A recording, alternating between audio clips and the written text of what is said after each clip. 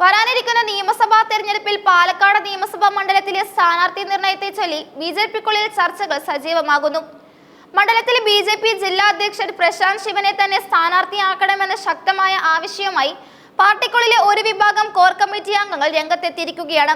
സ്ഥാനാർത്ഥി നിർണയവുമായി ബന്ധപ്പെട്ട പ്രാഥമിക ചർച്ചകൾക്കായി പാലക്കാട് എത്തിയ സംസ്ഥാന നേതൃത്വത്തിന് മുന്നിലാണ് പ്രാദേശിക നേതാക്കൾ തങ്ങളുടെ നിലപാട് വ്യക്തമാക്കിയത്.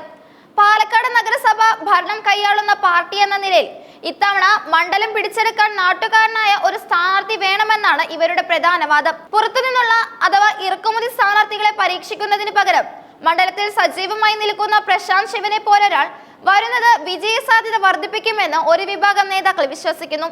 പാലക്കാട് നിയോജക മണ്ഡലം കോർ കമ്മിറ്റിയിലെ ഭൂരിഭാഗം അംഗങ്ങളും പ്രശാന്ത് ശിവന്റെ പേരിനാണ് മുൻഗണന നൽകിയിരിക്കുന്നത്.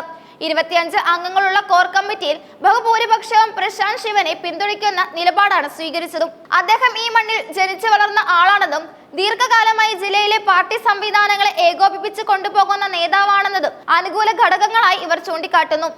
ഒരു നാട്ടുകാരൻ എന്ന നിലയിൽ പാർട്ടിയുടെ ഉറച്ച വോട്ടുകൾക്ക് പുറമെ രാഷ്ട്രീയത്തിന് അതീതമായി നിൽക്കുന്ന നിഷ്പക്ഷ വോട്ടുകളും വ്യക്തിപരമായ സ്വാധീനത്തിലൂടെ നേടിയെടുക്കാൻ പ്രശാന്ത് ശിവന് സാധിക്കുമെന്നാണ് പ്രാദേശിക നേതൃത്വത്തിന്റെ വിലയിരുത്തൽ.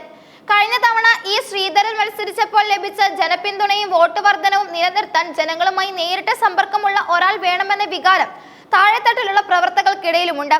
അതേസമയം ബിജെപിയുടെ മുതിർന്ന നേതാവ് ശോഭാ സുരേന്ദ്രനെ പാലക്കാട് മണ്ഡലത്തിൽ മത്സരിപ്പിക്കാൻ സംസ്ഥാന നേതൃത്വത്തിലെ ഒരു വിഭാഗത്തിന് താല്പര്യമുണ്ട്.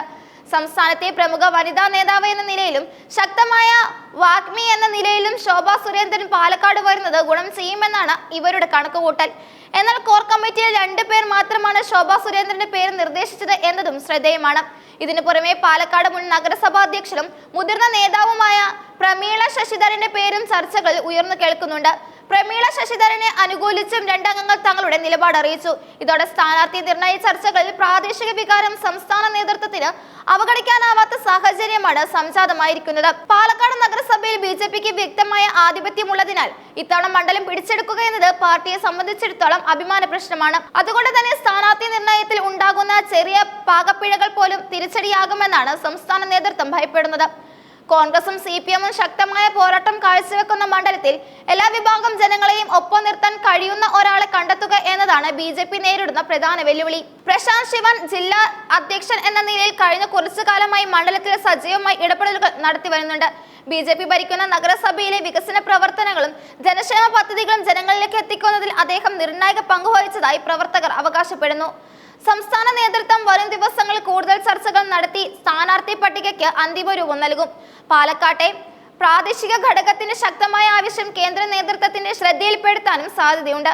ശോഭാ സുരേന്ദ്രനെ പോലുള്ള ഒരു ദേശീയ മുഖത്തെ മാറ്റിവെച്ച് ഒരു പ്രാദേശിക നേതാവിന് അവസരം നൽകുന്നത് മണ്ഡലത്തിലെ വോട്ടിംഗിൽ എങ്ങനെയുള്ള മാറ്റം ഉണ്ടാക്കുമെന്ന് പാർട്ടി സർവേകളിലൂടെ വിലയിരുത്തുന്നുണ്ട്. പുറത്തുനിന്നുള്ള സ്ഥാനാർത്ഥികൾ വരുമ്പോൾ ഉണ്ടാകാൻ സാധ്യതയുള്ള അന്യതാബോധം വോട്ടർമാർക്കിടയിൽ ഉണ്ടാകരുത് എന്ന നിർബന്ധം പാലക്കാട്ടെ ബിജെപി നേതാക്കൾക്കുണ്ട്. അതുകൊണ്ട് തന്നെയാണ് പ്രശാന്ത് ശിവനായി ഇത്രയേറെ പേർ വാദിക്കുന്നതും. സ്ഥാനാർത്ഥി നിർണയം നീണ്ടുപോയാൽ അത് പ്രചാരണത്തെ ബാധിക്കുമെന്ന് ആശങ്കപ്പെടുന്നവരും കുറവല്ല.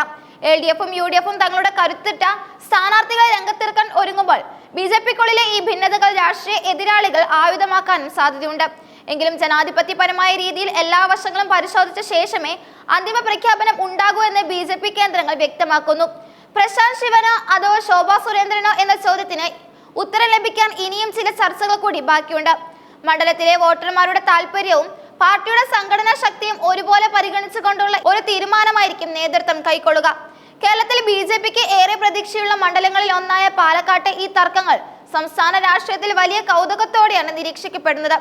വരും ദിവസങ്ങളിൽ കൂടുതൽ നേതാക്കൾ തങ്ങളുടെ നിലപാട് പരസ്യമായി വ്യക്തമാക്കാനോ അല്ലെങ്കിൽ സമവായ ചർച്ചകളിലൂടെ ഒരു തീരുമാനത്തിലെത്താനോ സാധ്യതയുണ്ട്. അന്തിമമായി കേന്ദ്ര തിരഞ്ഞെടുപ്പ് സമിതിയായിരിക്കും സ്ഥാനാർത്ഥിയെ ഔദ്യോഗികമായി പ്രഖ്യാപിക്കുക.